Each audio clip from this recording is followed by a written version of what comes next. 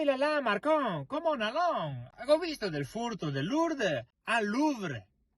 Siete robe diverse. Se prima che sento... In ogni modo che ho visto del furto ho preso paura e chapeau parure. Gao porta via tanto ciò. I gioielli di Napoleone. Ma tutti?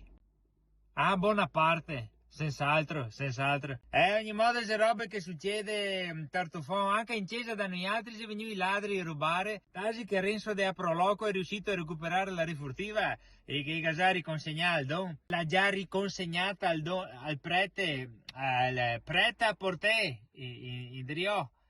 Prete a portè, senz'altro. Comunque mi dispiace, caspita, però dai che ho visto che io via arrestata, vi fatto bene. Come chi non avevi messo in galera Scartosì, Scartosì, l'ex... non esiste io rubare i gioielli. E ora chi si sta? Cioè, Lupin, Fantomas, Diabolique e a Pantera Rosa. A parlare solo dei ladri però in Francia, a cambiare argomenti ostrega. Se no, per forza che i giovani si fa invogliare, no? I giovani si fa invogliare. Le jeux sont faits, voyeur.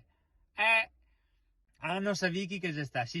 Cosa sai che sapevi? Che aveva scooter e i gilet gialli. Aveva indagato i nonni vigili.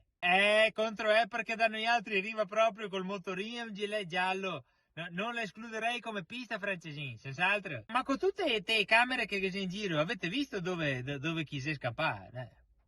Una indagine dice che forse da Parigi in Germania a Bonn. Beh, e ora ascolta, come si dice su sti casi, Paris, Bonn, a ciaparli. Hai capito?